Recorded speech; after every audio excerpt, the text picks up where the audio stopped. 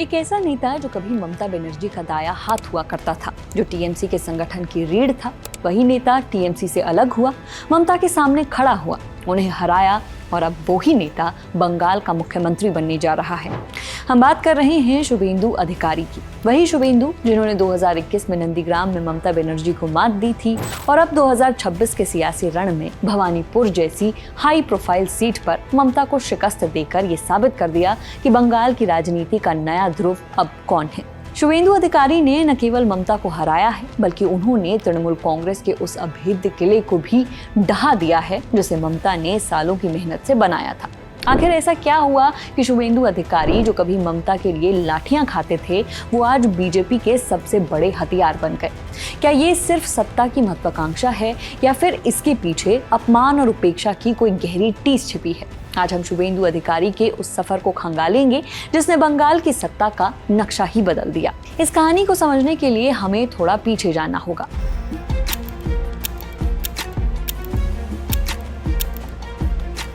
बंगाल की राजनीति में अधिकारी परिवार का नाम किसी परिचय का मोहताज नहीं है। पूर्वी मेदिनीपुर जिला इनका गढ़ रहा है।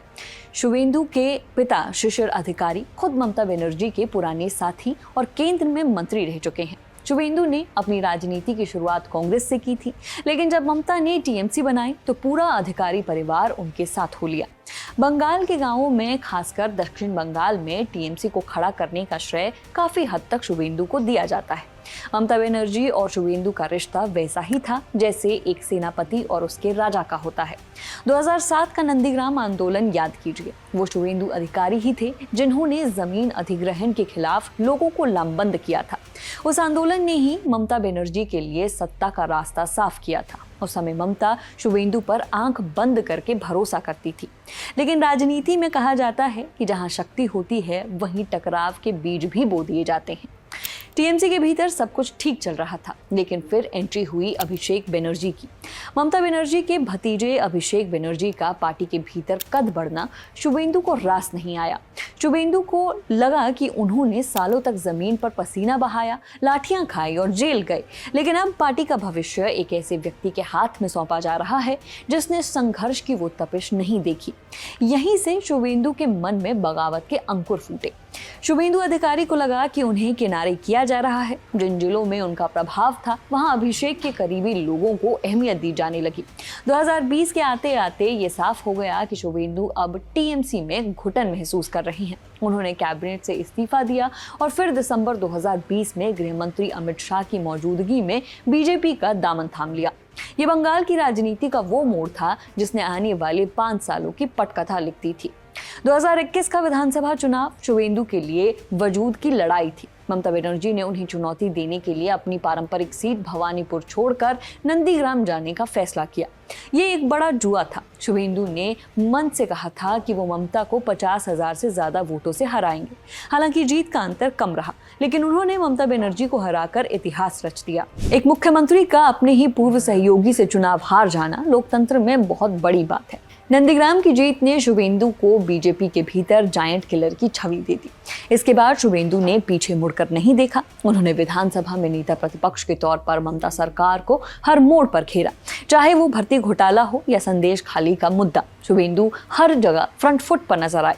उनकी राजनीति का तरीका अब आक्रामक हो चुका था और उनकी भाषा सीधे ममता बनर्जी पर हमलावर थी।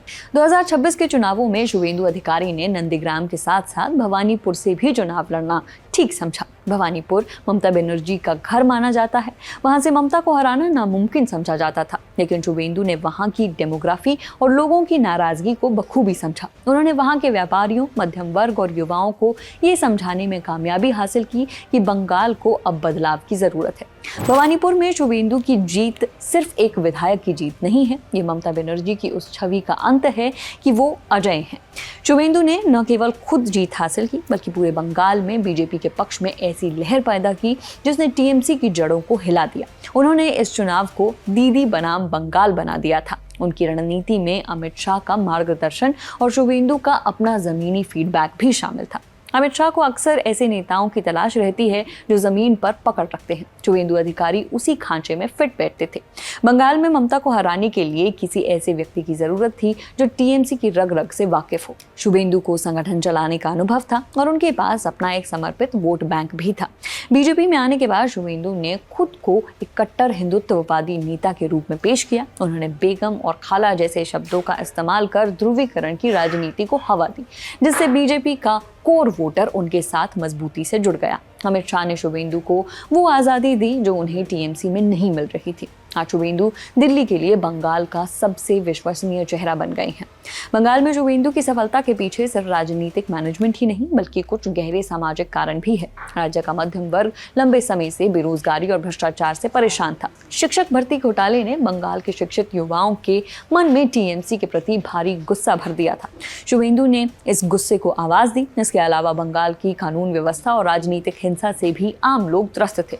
शुवेंदु ने बार बार डबल इंजन की सरकार का नारा देकर विकास की उम्मीद जगाई। उन्होंने खुद को एक ऐसे विकल्प के तौर पर पेश किया जो न केवल ममता से लड़ सकता है बल्कि राज्य को नई दिशा भी दे सकता है। ममता बनर्जी का पक्ष हमेशा से ये रहा कि शुवेंदु अधिकारी एक गद्दार हैं जिन्हें पार्टी ने सब कुछ दिया लेकिन उन्होंने पीठ में छुरा घोंपा। टीएमसी का आरोप है कि शुवेंदु जांच एजेंसियों के डर से बीजेपी में चले गए थे।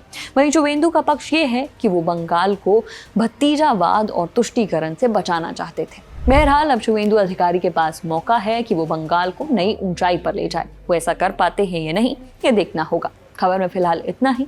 खबर लिखी है हमारे साथी दिग्विजय ने। मेरा नाम है नेहा धीमान। देखते रहिए दी लल्लन टॉप। शुक्रिया।